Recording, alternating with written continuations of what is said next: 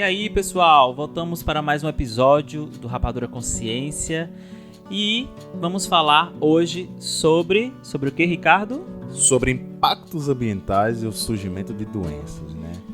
Exatamente. Esse tema tem tudo a ver com o que a gente está vivendo agora. Por mais que a Covid-19, essa pandemia, ela tem uma ligação com o animal, ela tem uma propagação muito fácil entre os humanos, mas ela não deixa de estar dentro da temática da ação do homem no meio ambiente, da relação com os animais. E é importante que a gente entenda a definição de saúde única, né? Exatamente. Nesse episódio a gente vai entender e discutir um pouco sobre como você mesmo que está nos ouvindo, eu e Vanderlan, quais são os efeitos que provocamos no meio ambiente em relação aos impactos que provocamos nele. Então, esse episódio vai ser bem interessante porque a gente vai discutir quais são as causas e os efeitos das nossas ações. É interessante notar que muitos jornais, muitos meios de comunicação estão noticiando que desde o início da quarentena, Ricardo, muitas cidades apresentaram mudanças devido à diminuição da emissão de poluentes no meio ambiente. Inclusive, alguns animais começaram a se sentir à vontade até para transitar, vamos dizer assim, né, pelo espaço urbano, pelas cidades. Algumas espécies foram vistas com mais facilidade, até no ambiente silvestre mesmo. Então, tudo isso é reflexo da diminuição, né, da ação do homem nesses ambientes, e que é importante notar. Inclusive, eu vi até uma notícia, eu não cheguei a verificar se realmente era uma informação, mas mesmo sem ser uma informação verdadeira, cabe uma reflexão, que era uma paisagem do Himalaia, e aí tinha uma legenda assim: pela primeira vez em 30 anos, o Himalaia pôde ser avistado devido à diminuição da poluição.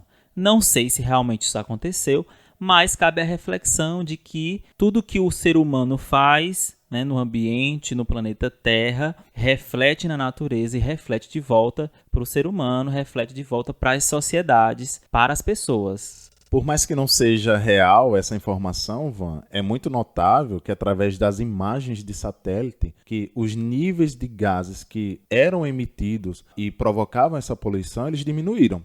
Então é muito notável verificar através dessas imagens de satélite, e que inclusive hoje pela manhã, assim que eu acordei, recebi uma notícia interessante, né, dos portais da biologia, em que um povo estava ali sem nada para fazer. Vou ali dar uma voltinha na costa, vou ali dar uma voltinha na areia. Então fotografaram esse povo na areia, e aí quando ele percebeu a presença do homem, ele retornou. Ou seja, essa quarentena para o meio ambiente tem trazido aí, querendo ou não, alguns impactos positivos. A gente tira um dos principais provocadores aí de poluições, sejam elas atmosféricas, poluição da água, poluição do solo. A gente prende essa galera aí e, querendo ou não, os impactos positivos eles também podem ser vistos. E aí, Vanderlan, a gente começa falando sobre o que são esses impactos, como eles são provocados e como eles podem aí ser capazes de fazer com que algumas doenças surjam no meio ambiente, não é isso? Então, impactos ambientais nada mais é do que qualquer alteração que aconteça no meio ambiente e cause modificações nas propriedades químicas, físicas e até biológicas desse local. Quando a gente fala de doença, não é só doença para seres humanos, né? Doenças que afetam animais, que normalmente, né, não aconteceriam, ou eventos biológicos que não estão predispostos a determinadas espécies, mas que depois da intervenção do homem passam a estar, também devem ser considerados. Porque a gente fala sempre em doença, e inevitavelmente os nossos ouvintes podem associar apenas a doença humana, o homem como um agente que fica doente, que sofre com isso. Mas os animais, sejam eles silvestres ou domésticos, também estão sujeitos a essas doenças. Inclusive, estou achando super interessante a temática de se trazer a ocorrência de Covid-19 em animais, porque isso precisa ser investigado, isso precisa ser estudado. Por mais que o animal tenha baixa ou quase nenhuma capacidade de transmitir para o ser humano, né, isso ainda está sendo investigado, mas de qualquer maneira tem que se estudar, mesmo que ele não tenha essa capacidade, porque os animais também merecem atenção, também merecem ser cuidados. Então, na verdade, não é o animal, muitas vezes, que está passando para o homem, mas o inverso, o homem que está passando para o animal. E é interessante a gente fazer um paralelo, Ricardo, com o nosso primeiro episódio, o episódio sobre incêndios florestais, onde a gente falou sobre a poluição que deixou a cidade de São Paulo, né, escura durante o dia. E aí a gente vê exatamente um contraste agora nesse período, não só em São Paulo, mas em várias outras cidades do mundo, né, que é a diminuição desses poluentes e aí esses eventos que a gente não deveria encarar como anormal ou com espanto, né? Na verdade, povos nativos de diversas regiões deveriam ser livres para ir aonde quiserem, esses animais deveriam aparecer com muita frequência nos ambientes silvestres, e quando isso acontece agora é um espanto, né? Muita gente se espanta, quando na verdade deveria ser encarado como algo natural. A ausência desses sujeitos nesses ambientes era que deveria ser encarado como anormal. E a Organização Mundial de Saúde, ela já vem trazendo essa discussão, não de agora, mas já há um tempo. Então, há alguns anos atrás, a Organização Mundial de Saúde reúne vários países, várias nações para debater sobre a biodiversidade e a saúde humana. E afirma que a biodiversidade e a saúde humana estão fortemente interligadas. Em 2016, houve uma reunião, inclusive, com a participação do Brasil, e nessa reunião foram feitas várias recomendações sobre como os países podem participar, podem ajudar no sentido de fortalecer a saúde ambiental e divulgar e criar leis que preservem os ecossistemas, que preservem a biodiversidade, principalmente visando manter uma harmonia homem-natureza para evitar danos futuros. E que, inclusive, nas últimas décadas, tanto a OMS, mas quanto a biologia da conservação e a ecologia da conservação tem se preocupado com o que a gente chama de One Health, né, que é a saúde única, que se preocupa não somente com a saúde do homem, porque esse não pode tornar-se o principal ramo dentro de uma pirâmide ou dentro de qualquer outro gráfico que mostra a saúde dos seres vivos, mas além da saúde humana, a gente tem que se preocupar com a saúde dos animais domésticos, silvestres e ou selvagens, e a saúde do ambiente como todo, né? E quando eu falo a saúde do ambiente como todo, a gente precisa se preocupar com a saúde da fauna e da flora. Então, é muito possível que os trabalhos que têm surgido aí nessas últimas décadas têm demonstrado que o homem, de fato, ele provoca interferência, e geralmente são interferências negativas que trazem um desequilíbrio no ecossistema, sejam eles ecossistemas aquáticos ou terrestres, né? E esse desequilíbrio desses ecossistemas vão provocar aí a incidência, a ocorrência e prevalência de algumas doenças que podem acometer até populações de espécies da fauna e da flora. E uma vez acometendo as populações da espécie da fauna, por exemplo, a gente pode entrar aí e discutir um pouco sobre o viés das zoonoses, né? Eu queria muito fazer com que, na verdade, eu queria solicitar que os nossos ouvintes fizessem uma reflexão sobre como esses impactos ambientais podem causar aí o surgimento de doenças, né? Então, vamos agora, né? Ouçam aí a musiquinha, vamos agora no processo de reflexão, e a reflexão é a seguinte: vamos imaginar uma situação. Nas últimas décadas, a quantidade de muriçoquinha, que acho que dependendo da região vai mudar de nome, mas o indivíduo é da espécie do gênero de Culex, tem aumentado na mesma proporção que a população humana vem aumentando e a população de sapos estão morrendo. Qual é a relação entre o inseto, o humano e o anfíbio? Tempo. Então acho que deu para vocês pensarem aí um pouquinho, né? E até se colocar como protagonista, né, enquanto humano, nessa relação. As pessoas costumam, né, quando presenciam um sapo invadindo, esse invadindo entre aspas, né, invadindo as suas casas, elas costumam agir de forma errônea, né, muitas vezes matando esse animal que tem uma importância de controle de pragas, né, e aí a gente tem a muriçoca, né, esse inseto que provoca doenças, né, nos humanos, e que esse mesmo gênero da muriçoca pode trazer aí outros gêneros que podem provocar a incidência da febre amarela, por exemplo. E aí a gente acaba, né, algumas pessoas acabam erroneamente agindo de forma errada, matando os sapos, que são controladores dessas pragas e são bioindicadores de um ambiente saudável, e a gente tem total desequilíbrio nesse ecossistema. Inclusive, Ricardo, eu lembrei, eu acho que eu cheguei a te mostrar. Eu sigo uma página do Instagram que é sobre animais, que é sobre o cuidado animal, e eles fizeram uma postagem sobre o sapo, né? E a figura era uma figura que causava muito espanto, porque era um sapo mutilado, né? Você pode dizer assim, ele estava mutilado com a parte do dorso toda lesionada, e aí a legenda da figura, ela tinha a seguinte pergunta, né? O que é que você faz quando um sapo aparece na sua casa ou então no seu ambiente?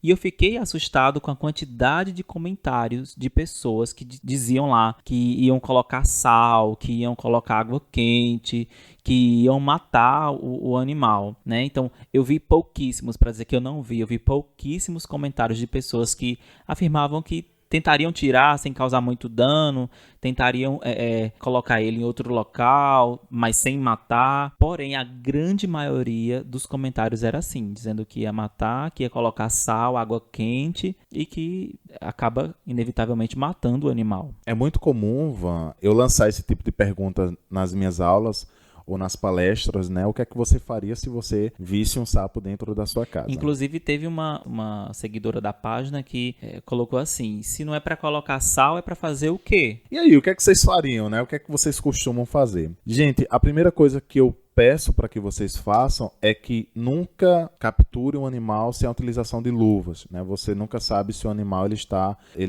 porque às vezes o animal ele pode ser um reservatório de determinados patógenos, né? Então imagina você pegue um animal silvestre, né, que entra na sua casa, né, ele não invade porque na verdade o invasor é você, né, em decorrência desse boom populacional que tem aí provocado invasão nos ecossistemas. E aí você imagina um animal silvestre que entra na sua casa, que você não sabe a origem desse animal, e pega esse animal sem luva e depois leva a mão à boca. Então o que é que eu peço para que as pessoas façam? Se tiver luva dentro da sua casa, né, calce essas luvas e pegue o animal, né? O sapo ele não morde, por exemplo. É mito ou é verdade, Ricardo, que o xixizinho do sapo cega? É mito, né? Eu cresci com essa informação.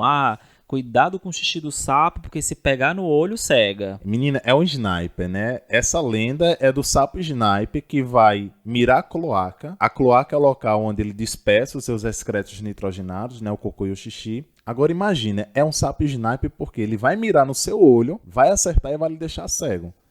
Então esse excreto nitrogenado, quando o sapo ele é adulto, é o mesmo excreto nitrogenado que você, enquanto homem e mulher, secreta no seu xixi. Mira. É a mira do sapo. A mira, né? O sniper. Então é a mesma coisa que você pegar o seu xixi e passar no seu olho. A única coisa que vai provocar é uma ardência. Se lhe cegar, é porque existia a presença de outras bactérias. Que não é normal. Que não é normal, né? Então aí vai fazer um exame de... Como é o nome do exame, Ivan? Sumário de urina. Vai fazer um sumário de urina porque tem alguma coisa errada aí. Então vejam.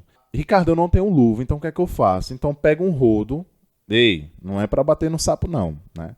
Pega um rodo ou um balde, conduz esse sapinho até dentro desse balde e depois coloque ele num local seguro. Aí você salvou um ser vivozinho.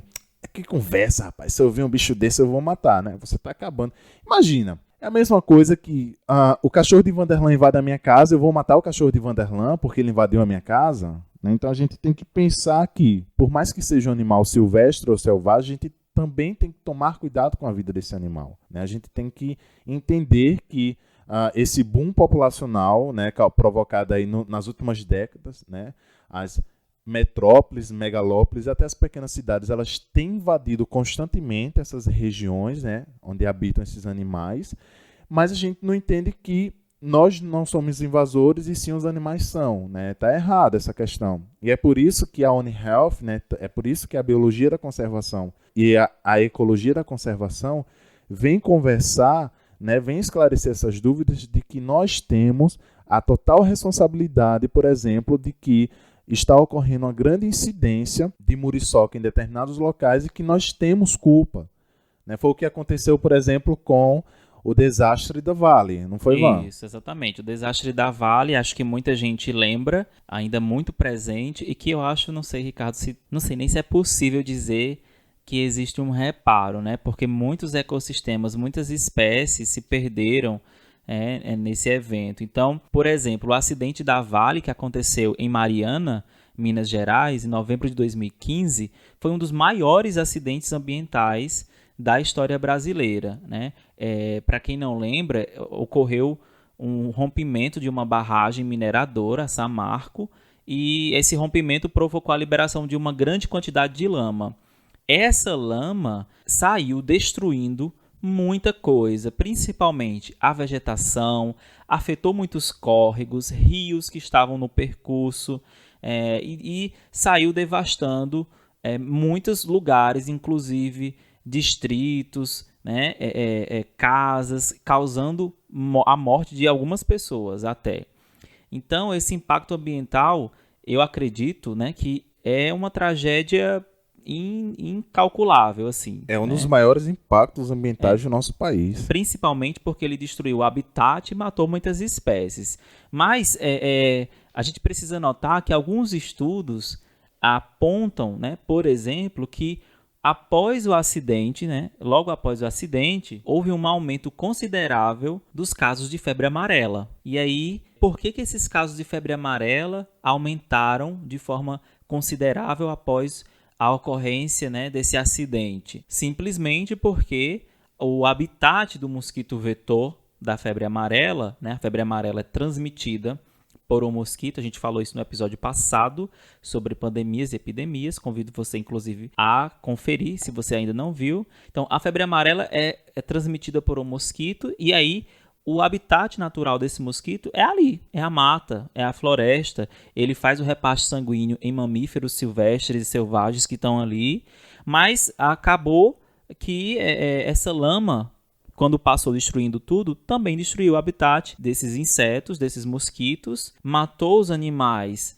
né, dos quais ele se alimentava, ele fazia o repasto sanguíneo. Então agora o que sobra para ele é seguir para civilizações e começar a fazer repasto sanguíneo em seres humanos. Né? Na ocasião, acaba transmitindo o vírus que causa a febre amarela. Vejam essa consequência. Né? A destruição desse local, do ecossistema que estava presente ali naquela região, resultou num aumento de casos de febre amarela. Mas isso já era conhecido, Ricardo. Essa possibilidade ela já era conhecida e a própria Organização Mundial de Saúde já tinha alertado que pelo menos 50% da população mundial corre risco de ser infectada, contaminada por doenças infecciosas causadas por mosquitos. Né? E aí a gente traz um destaque para as arboviroses como dengue, chikungunya e zika. Amigo, é interessante notar que quando houve esse surto, né, esse aumento no número de pessoas acometidas com a febre amarela lá no Sudeste, né, e aí eu vou abrir espaço não somente para Minas Gerais, né, para Mariana no caso, tanto em São Paulo quanto no Rio de Janeiro também houveram esses surtos, né, inclusive recentemente, mas aí aconteceu uma coisa que a gente chama de repasse de informações erradas pela mídia. Era muito comum a mídia vincular os macacos como os causadores dessa doença. Então a população entendeu que quem estava provocando o aumento no surto, né, esse aumento do surto da febre amarela nessas regiões, eram os macacos que inclusive transitam ali pelos jardins botânicos lá do Rio de Janeiro. O que aconteceu? E isso aqui em Recife, inclusive. As pessoas começaram a matar esses animais. As pessoas começaram a matar o macaco, que na verdade é um hospedeiro e é também um bioindicador. É um animal que vai avisar se existe ou não a possibilidade de haver existência e ocorrência de determinadas doenças. Então o macaco foi vítima não somente do mosquito, mas também como das informações errôneas que a consequência levou as pessoas aí a matarem esses animais. Nesse mesmo contexto, o aumento o aumento do número de casos de dengue, o aumento no número de casos de malária, de doença de Chagas, de leishmaniose, todas essas, pessoal, são doenças que são transmitidas por insetos. E normalmente esses insetos eles tendem a ficar no ambiente natural deles, que é a mata, que é a floresta. Então, vejam, é muito comum associar, Ricardo, doença de Chagas a indivíduos que moram em casas de alvenaria, por exemplo, né? Pessoas que moram em casas de alvenaria próximo de uma mata, porque isso possibilita que esses insetos vetores eles se aproximem da população, ou seria a população se aproximando deles, né? E aí acabam transmitindo essas doenças. Então, um estudo ele relacionou a quantidade de desmatamento, né, a estatística, em alguns municípios da Amazônia Legal entre 2004 e 2012, em mais ou menos 773 municípios. E a conclusão do estudo foi exatamente que para cada 1% de floresta derrubada por ano, houve o acréscimo de 23% nos casos de malária. É muito alto isso. É muito alto. Muito alto. E assim, tem relação? Com certeza. Né? Com certeza isso tem relação. Nesse mesmo contexto, também observaram um aumento na incidência de leishmaniose. A leishmaniose, para cada 1% de floresta derrubada, né, tinha mais ou menos 9% no aumento de casos de leishmaniose para essa área entre 2004 e 2012. Então, assim, tudo que é feito no ambiente, na natureza, no ecossistema, retorna e é inevitável que isso não retorne. Eu acho que o ser humano ele ainda tem um desafio muito grande que é saber viver em equilíbrio. E isso é desde o início, desde sempre. O ser humano ele tem essa característica de chegar em um lugar, de se apoderar daquele lugar e agir como se fosse o dono e acabar destruindo de forma arbitrária tudo que ele encontra para poder construir, para poder explorar. E isso acaba resultando em malefícios e muitas vezes as pessoas se perguntam, de onde surgiu essa doença? Como é que está? Como o número de casos está aumentando? Por quê? A que se deve isso, né? Faz a Kátia cega, né? Faz a Kátia cega ou então é castigo de Deus. Gente, é castigo divino, a gente tem que passar por isso. Eu acho, Ivan, que a gente precisa aprender muito com os nossos ancestrais indígenas e preto-velhos, né? Que são pessoas que souberam lidar muito bem e lidam até hoje com o ambiente. Um bate-papo semanal sobre ciência nas suas mais diversas formas. Quer ajudar o Rapadura Consciência? Com R$10, você ajuda no apoio da divulgação científica, popularização e disseminação do conteúdo científico. Com R$20, o seu nome ou o nome da sua empresa será anunciado pelo podcast Rapadura Consciência. Com R$30, você poderá sugerir novos episódios. Já pensou a sua dúvida sendo discutida pelo podcast Rapadura Consciência?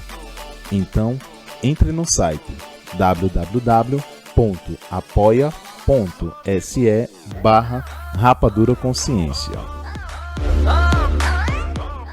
Van, falando ainda sobre a incidência de doenças que estão relacionadas entre humanos e mosquitos, vamos para o nosso segundo exemplo para que as pessoas comecem a refletir e dessa vez eu vou lá para o meu sertão baiano, né, lá para a região do submédio São Francisco, falar um pouco desse nosso querido Rio São Francisco, Velho Chico. Gente, imagina, por exemplo, que a quantidade de plantas aquáticas, né, que pode ser conhecida aí como aguapé, baronesa, jacinto d'água, né, que a espécie Eichhornia crassipes, ela tem aumentado gradativamente no nosso Rio São Francisco. E aí eu vou citar como exemplo a cidade de Paulo Afonso, Bahia. Quem não conhece Paulo Afonso, depois da quarentena só, viu, por favor. Mas quem não conhece Paulo Afonso, por favor, Van, e aí, conheceu Paulo Afonso? Belíssima. Tive 2 vezes em Paulo Afonso, fui para dar aula num curso de especialização, me apaixonei. É uma cidade muito, muito bonita, muito agradável, recomendo. Uma ilha artificial em plena sertão da Bahia, imagina, a coisa mais linda. Mas voltando aqui, qual é o papel do ser humano, né? E principalmente numa festa que temos lá, que é a Copa Vela, né, que acontece em setembro. Esse ano não vai acontecer por motivos maiores, obviamente, mas que os poderes públicos eles só começam a se atentar para limpar o rio, né, limpar entre aspas, né, as baronesas que estão chegando apenas nos momentos festivos, porque tem um giro capital. mas não querem entender a origem dessa dispersão dessas plantas aquáticas, que essas plantas aquáticas são bioindicadoras de poluição na água e que muitas vezes já tem estudos de que elas conseguem retirar metais pesados, amigo, metais pesados da água. Veja a importância.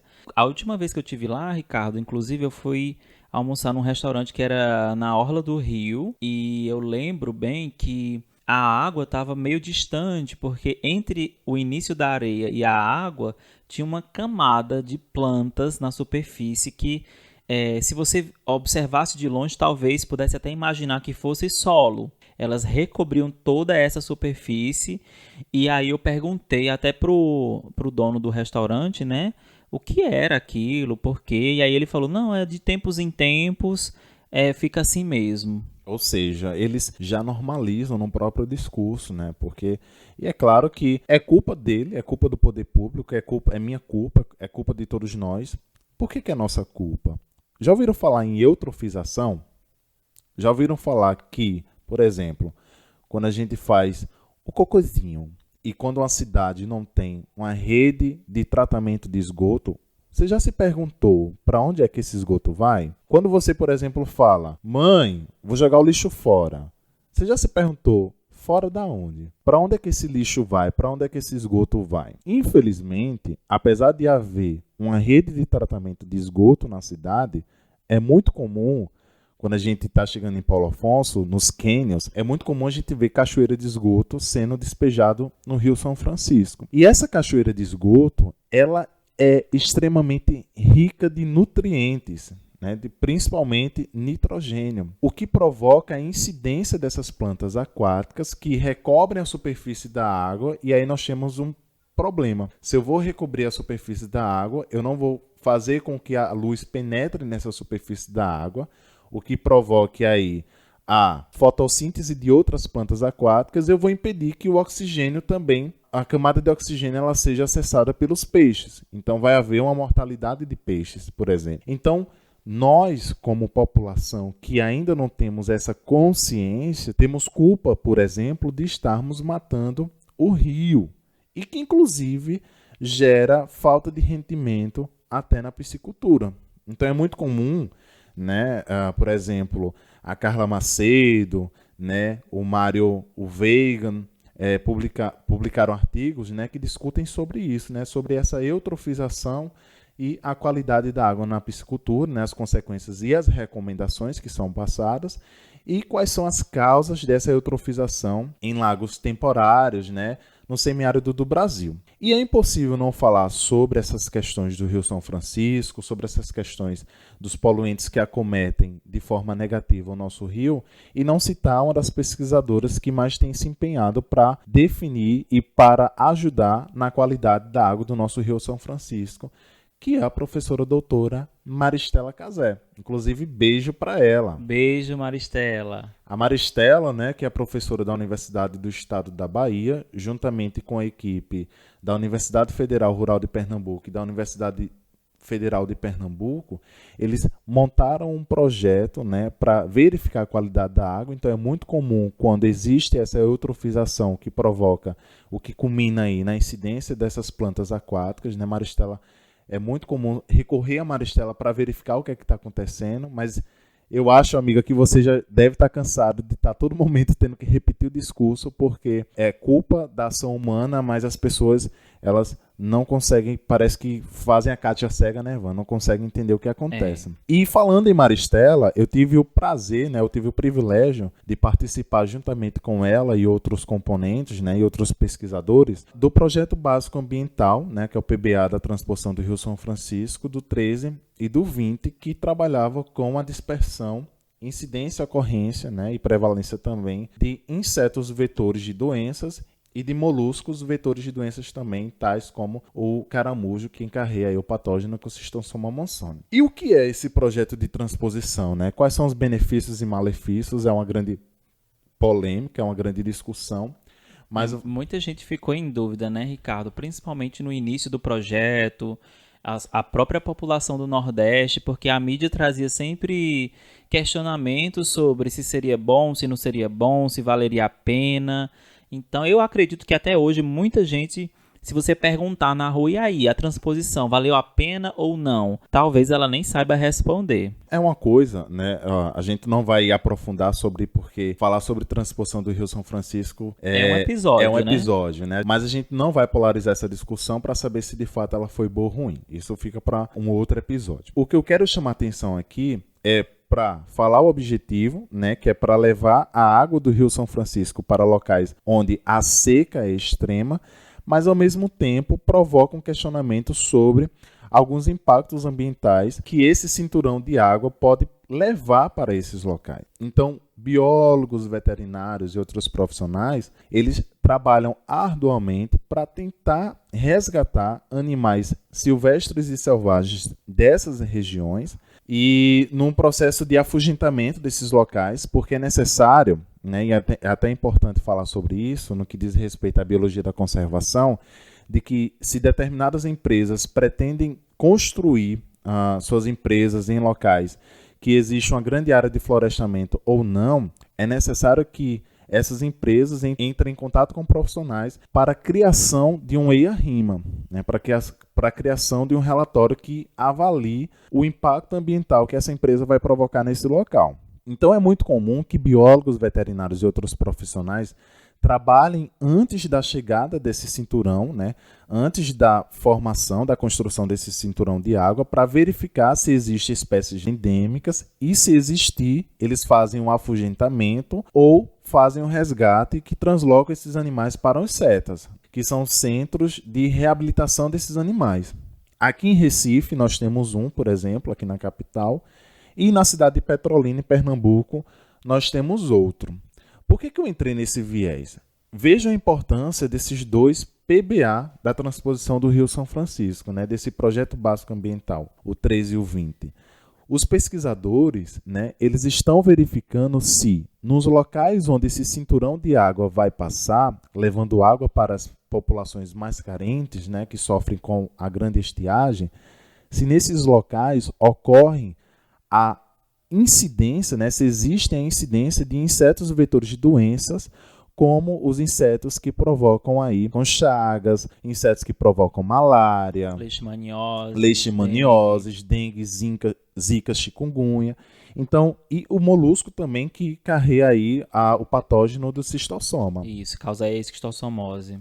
Né? Então, veja a importância desse PBA para trazer uma luz em relação à ocorrência de algumas espécies vetoras de doenças e de como esse impacto ambiental provocado pelo homem, né, por mais que tenha um viés aí de levar água para as populações mais carentes, mas como essa transposição ela pode aí provocar um impacto nesse ambiente.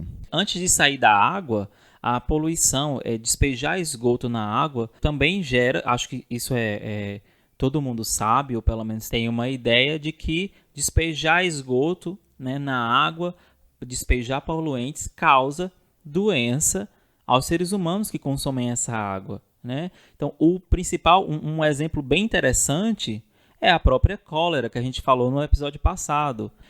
Mas outras doenças também, né? E muita gente não sabe. Por exemplo, a hepatite A é transmitida através de água ou alimentos contaminados. Então, a hepatite A ocorre quando o indivíduo tem contato com a água contaminada ou com o alimento. É uma doença que tem transmissão por via oral e fecal e é possível de ser prevenida através da vacinação. Então, você pode fazer a vacinação e ficar aí protegido dessa doença, mas caso você não tenha se vacinado e você consuma um alimento ou a água contaminada, você possivelmente pode desenvolver a hepatite A. E outras doenças como a giardíase, que é muito comum. A giardíase é uma doença causada por um parasito. E qual o principal sintoma da giardíase? É diarreia intensa. Então, normalmente, é muito comum ver a água contaminada com presença dos protozoários, né, da giardia. E aí, quando essa água contaminada ou alimento ingerido pelo indivíduo, pelo ser humano ou pelos animais, né? Gato também, por exemplo, tem chance de ter giardíase.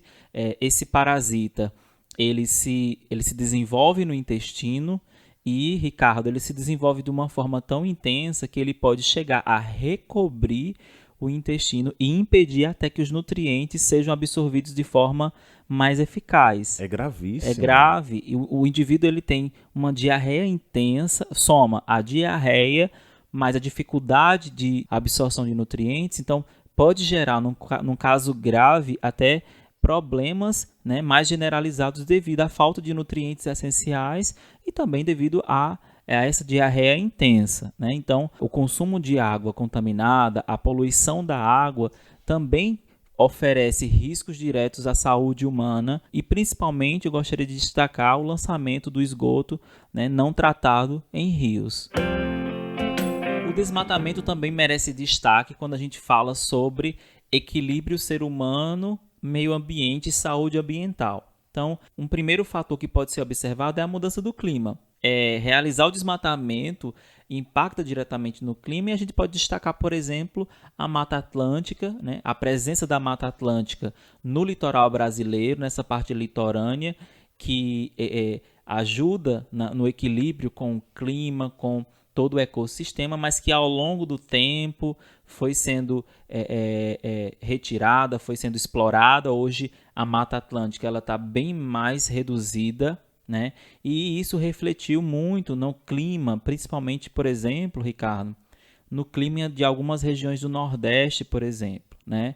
Então, a gente vê, por exemplo, algumas ilhas com resquícios de... Ilha que eu falo assim, áreas delimitadas com resquícios de Mata Atlântica ou mistura, né, de biomas, como, por exemplo, a própria Chapada do Araripe, que tá presente no estado de Pernambuco, no Ceará, acho que Paraíba também. E a Chapada do Araripe fornece aí um ambiente diferenciado, né? Então, quem já teve presente, por exemplo, na Chapada do Araripe, percebe que eu posso falar porque eu estive presente na parte do Ceará, na Flona, Floresta Nacional do Araripe, e no interior do Ceará, o Ceará ele é diferente dos estados aqui, Pernambuco, Paraíba, Alagoas, porque lá a gente não tem essa divisão de agreste, mata, mata norte, mata sul, pelo menos assim, o Ceará é litoral e sertão. E o sertão, a característica principal é um clima muito quente, um clima semiárido, né? Amigo, quente. Quente é a Bahia. Ceará é extremamente quente. Quente, pois é. E aí a gente chega na Flona, na Chapada do Araripe, e percebe um clima muito mais ameno, um clima muito mais agradável, que muitas vezes não passa, não chega nem a 30 graus, né? Então veja a importância da vegetação, da mata para esse ambiente. Então isso eu pude ver de perto e pessoalmente eu fiquei assim, impressionado, né? Impressionado. O desmatamento gera muitas consequências e eu acho que a gente pode citar como um dos principais fatores a prática agrícola indiscriminada. É ainda muito presente, felizmente, na floresta amazônica, né? E acaba destruindo espécies importantes de vegetais. Inclusive, gostaria de fazer um destaque, né, que pode existir, por exemplo, algumas espécies com grande potencial medicinal que ainda não foi descoberta, que ainda não foi elucidada, e às vezes esse desmatamento acaba destruindo tudo isso, os próprios animais e também afetando os próprios indígenas que estão ali naquela região. Pois é, amigo. Aqui no Brasil, por exemplo, nós temos 2 hotspots, né, da biodiversidade, que são 2 domínios ecossistêmicos, né, 2 biomas que têm aí uma preocupação em relação à grande fragmentação que tem sido provocada graças às atividades agropecuárias, principalmente, né, que é a Floresta Atlântica e o Cerrado Brasileiro, e que esse desflorestamento indiscriminado em prol de um agronegócio, né, como você mesmo falou, pode estar aí provocando um declínio de populações, né, de espécies que podem ter um potencial medicinal e que a gente pode estar perdendo espécies da fauna que não conhecemos, né, espécies novas, em decorrência desse desmatamento indiscriminado. Então, por exemplo, quando eu vou conversar com os meninos aqui na Universidade Federal Rural de Pernambuco, e eu sou convidado para dar aula de anfíbios para a turma de agro, né, eu gosto de provocá-los no sentido de que até que ponto o agro é pop, né, o agro é tech, para a conservação das espécies brasileiras. né? Então, por exemplo, dentro do agronegócio, nós temos um dos grandes vilões, que são os agrotóxicos, né? E que esses agrotóxicos, eles aí acabam com os ecossistemas aquáticos. Esses ecossistemas aquáticos que têm grandes potenciais para servir de habitats para muitas espécies da fauna e da flora, né? Principalmente quando fala-se em monocultura, né? Que é a cultura de apenas um tipo de espécie vegetal vinculada para a produção e o capital, né? O giro capital. Então, artigos, por exemplo, mostram que, por mais que você permeie a monocultura na sua roça, por exemplo, ou na sua grande área, no seu proletariado, se você colocar 25% de área nativa e 75% de área de monocultura, né, as espécies polinizadoras, como abelhas, morcegos, borboletas, elas vão estar ali fazendo a polinização até mesmo da sua monocultura e pode trazer um giro capital também, porque vai aumentar a produção na sua área. Se você coloca 50% de área nativa e 50% de monocultura, essa produção ela vai aumentar ainda mais. Então, os artigos científicos já mostram a importância de se preservar essas áreas nativas. E quando eu falo áreas nativas, é áreas em relação à caatinga, em relação à floresta atlântica, em relação à floresta amazônica. Então é de suma importância, por exemplo, quando eu falei lá em relação ao Rio São Francisco, que se algum empreendedor quer construir empresa em determinado local, que ele entre em contato com especialistas para a construção de um EIA-RIMA, né, que é esse relatório de impacto ambiental, mas muitas vezes não acontece isso e perde-se animais e animais endêmicos que ocorrem apenas nessa região, em prol de um ganho econômico. Então, na minha cidade, por exemplo, um cheiro para os rodelenses, né? A minha cidade de Rodelas, Bahia. O giro capital da minha cidade, ele acontece em torno da plantação de coco. Rodelas, na Bahia, é conhecida como a cidade do coco. Infelizmente, você tem uma produção gigante de coco, mas você tem muito viés de capitalismo. É claro que se eu produzo alguma coisa, eu vou querer ganhar em torno daquilo. O problema é que, nesse caso, o grande empresário, né, é o grande detentor desse poder aquisitivo, enquanto que o produtor e o caminhoneiro estão na base da pirâmide dessa capital. Então, enquanto o Rodelas está vendendo um coco a 50 centavos, 10 centavos, no máximo R$1, aqui na praia de Boa Viagem, por exemplo, um coco custa R$5. Então, quem é que está ganhando de fato esse dinheiro? Mas, enfim, fica para outro episódio essa argumentação. Voltando para os agrotóxicos, né, que são utilizados pelo agronegócio. Esses agrotóxicos eles são utilizados, né, para o controle de pragas. Né? Esse controle de pragas ocorre porque em determinadas monoculturas, em determinadas policulturas, você tem ali uma dispersão de gafanhotos, por exemplo, e eu preciso utilizar agrotóxicos de forma que eu faça o controle dessas pragas e também que eu faça o crescimento de determinadas plantações. Ela é utilizada nesses dois sistemas. O problema é que o líquido tóxico, né, ele vai aí ser dispersado até esses ambientes aquáticos, até esses ecossistemas aquáticos, tais como as poças temporárias e as lagoas permanentes, né, o que ocasiona aí a mortandade de peixes e sapos, por exemplo. O problema é que, além dessa mortandade, a gente tem um outro viés aí. A gente entra na questão do debate em relação a mudanças em alguns habitats, proliferação de doenças, e dentre essas doenças nós temos aí uma doença que tem provocado grande preocupação para os herpetólogos, que são os profissionais que trabalham com anfíbios e répteis, que é a proliferação do fungo Batrachochytrium dendrobatides, né, ou o fungo BD. Esse fungo, gente, ele é um fungo extremamente letal, que tem provocado milhares de mortes de sapos no mundo e que se originou no leste da Ásia há cerca de 100 anos. Então, graças a pesquisas realizadas, e aí eu quero citar o zoólogo brasileiro Luiz Felipe Toledo, né, do Instituto de Biologia da Universidade Estadual de Campinas, que eu tive o privilégio de conhecer no 9º Congresso de Herpetologia, ele fez aí a conclusão, né, juntamente com outros pesquisadores, né, é uma pesquisa internacional.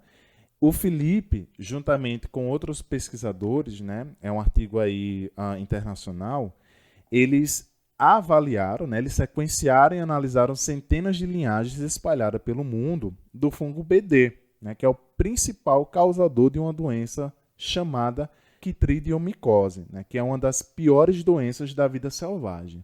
E esse fungo não leva à morte não somente dos anuros, né, dos sapos, rãs e pererecas, mas algumas salamandras começaram a ser acometidas com elas também. O que é que esse fungo ele provoca, Van? Ele se aloja, né, na pele dos anfíbios, né, e a gente sabe que a pele dos anfíbios é uma via de transmissão, né, uma via de respiração, né, porque ele vai alterar totalmente o equilíbrio de eletrólitos dos músculos, e sabe-se que os sapos e as salamandras apresentam a respiração cutânea, ou respiração tegumentar, que é a respiração através da pele. Ou seja, aquele fator da hematose que acontece nos seus brônquios, né, que é a troca de gases, na pele dos animais vai acontecer do mesmo jeito. No caso do ser humano, acontece no pulmão, né? Nos alvéolos pulmonares. Exatamente. E aí, no caso deles, acontece na pele.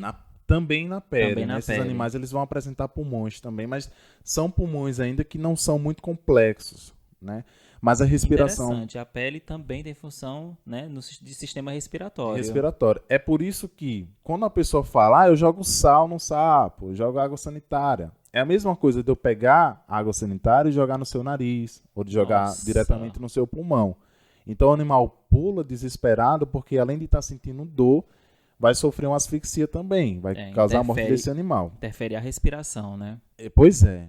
Então, a dispersão excessiva desse líquido tóxico lá dos agrotóxicos, né, vai mudar o habitat, vai causar um desequilíbrio nesses ecossistemas aquáticos, o que vai provocar um aumento na incidência desse fungo BD e que vai provocar a mortandade excessiva de sapos.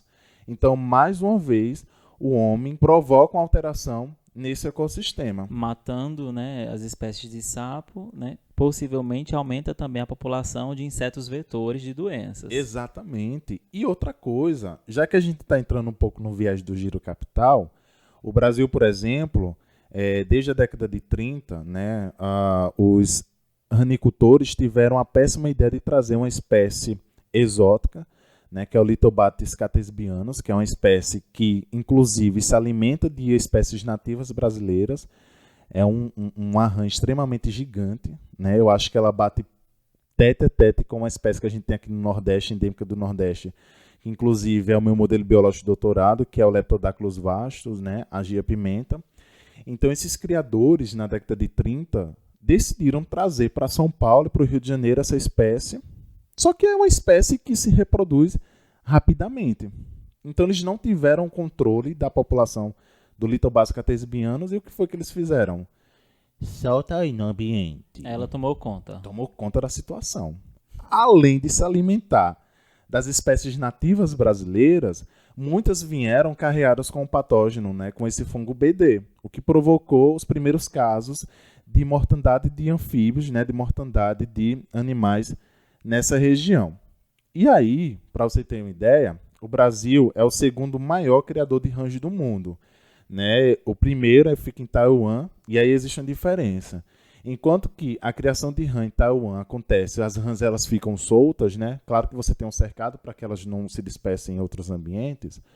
Aqui no Brasil tem cativeiros, né? Então essas espécies elas ficam em cativeiros. Lembra no episódio passado que a gripe aviária, se do nada uma galinha morrer, é necessário matar todas? Acaba tudo, Se for detectado em uma rã o fungo BD, precisa matar todos os sapos. E aí, infelizmente, apesar de haver aí a existência de protocolos, principalmente do Ministério do Meio Ambiente, Ministério da Agricultura e da Piscicultura, muitas raniculturas não seguem esse protocolo, liberam esses animais no ambiente e, além dos animais, liberam a água que serviu para o tratamento também no ambiente. Ou seja, totalmente carreado de outros patógenos, não somente o fungo BD. Cheio de micro-organismos.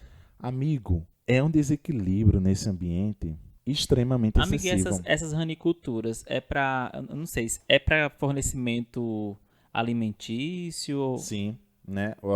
A carne da rã... Eu não sei, você sabe se existe alguma fiscalização com relação a isso? Porque, pelo menos aqui no Recife, é muito fácil encontrar rã, carne de rã, por exemplo, sei lá, em alguns restaurantes, em alguns bares, né?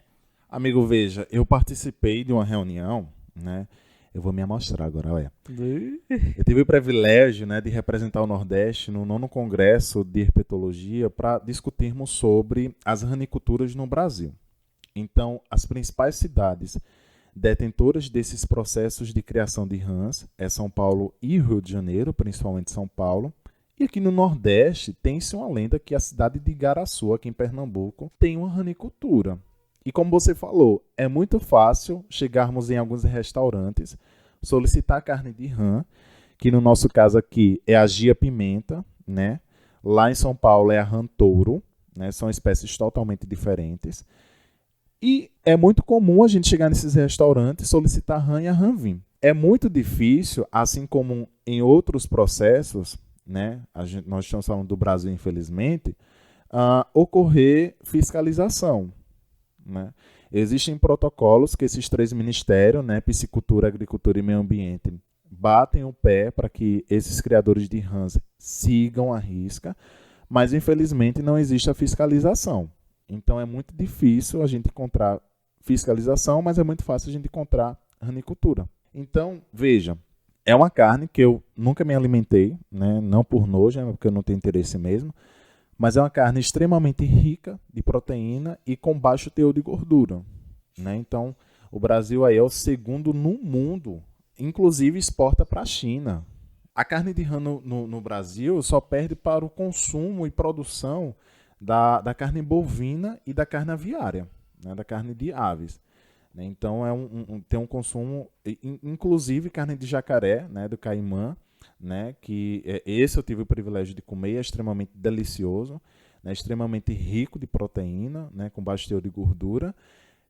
Também está se transformando aqui no nosso país como quem sabe aí, um grande potencial econômico, né? Tem um grande potencial econômico no que diz respeito ao seu consumo. Amigo, vamos comer carne de rã? Amigo, a gente pode comer, mas desde que seja extremamente fiscalizada e por uma empresa que de fato segue à risca as normas do Ministério do Ambiente, Agricultura e Piscicultura. Então, veja o giro que a gente deu, saindo lá do agronegócio até chegar na ranicultura e ver a forma como tem de dispersão de alguns patógenos. E como tudo isso está conectado com a saúde humana, a saúde animal, saúde ambiental, é preciso entender tudo isso como uma coisa só, como 3 esferas que estão conectadas e que, quando acontece algum evento em uma dessas esferas, reflete totalmente na outra. Então, reflete na saúde humana, reflete na saúde animal, reflete em alterações no ecossistema, no meio ambiente, e as consequências vêm para todos. Vale a reflexão e que a gente possa ter mais essa responsabilidade ambiental, seja de evitar, por exemplo, consumir itens, materiais de empresas que não fazem, por exemplo, o processo de reflorestamento, seja até mesmo o simples ato de não matar um sapo que apareceu na sua casa, né? Retirar ele e tentar preservar, porque ele é importante para controlar alguns vetores que podem te trazer doenças, né? Isso mesmo, né? Acho que a gente tem que tomar consciência de que simples atos, né? Toda ação tem uma reação, acho que todo mundo já ouviu essa frase, então simples atos podem se transformar em grandes consequências para o meio ambiente. Dentro desse meio ambiente nós temos aí alguns protagonistas, né? O homem, os animais domésticos, selvagens e silvestres e o meio ambiente como todo, né? A fauna e a flora. Então, tomem consciência, procurem estudar mais sobre as ações que podemos provocar nesse meio ambiente e a forma como o impacto que você provoca nesse ambiente pode trazer algumas doenças e que inclusive doenças que podem acometer a sua vida. Vide a Covid-19, em que os cientistas estão suspeitando que o morcego foi o principal reservatório, é o principal reservatório do coronavírus, e que aí acabou transmitindo a Covid-19, que hoje nós estamos aí passando por essa pandemia. Aí você pensa, poxa, culpa do morcego. Não. Culpa do homem que desflorestou, que desfragmentou o ambiente do morcego, o habitat do morcego, e invadiu mais uma vez esse ecossistema. E consumiu, né? E consumiu o morcego. Exatamente. Então, não, a culpa não é do morcego, a culpa é nossa, como sempre, né? Infelizmente. Sim. É só ter consciência de que nossos atos vão refletir em algumas consequências futuras. E é isso, estamos chegando ao fim de mais um episódio e nós temos uma novidade para vocês, gente. A partir de maio, nossos episódios serão quinzenais. Isso mesmo, a gente vai se encontrar com vocês através de cada episódio, 2 vezes ao mês, pelo menos, e se houver necessidade, a gente pode aparecer entre esses 2 episódios com um tema especial, com um episódio especial, né? Os episódios regulares ficarão 2 vezes por mês e sempre que tiver alguma novidade, algo que surgir aí, um tema interessante, a gente pode trazê-lo no formato de episódio especial. Gente, a saudade vai bater, mas a gente só vai se ver agora no dia 8 de maio. Mas é isso. Enquanto isso, vocês estão ouvindo esse episódio, procure estudar mais sobre, né? Como é que os impactos humanos podem provocar doenças. Procurem saber mais sobre o que nós falamos aqui. Entre em Compartilhe, contato. né, Ricardo? Compartilhe, nos divulgue. Entre em contato conosco pelas nossas redes sociais. Estamos aí conversando com vocês pelo Instagram e pelo Facebook. Então fique à vontade para entrar em contato com Rapadura Consciência. @Rapadura Consciência em todas as redes. Quer uma dica? Chupa rapadurinha, rapaz. Ô, negócio bom danado. Ave Maria. Tchau, pessoal. Até o próximo episódio. Um cheiro.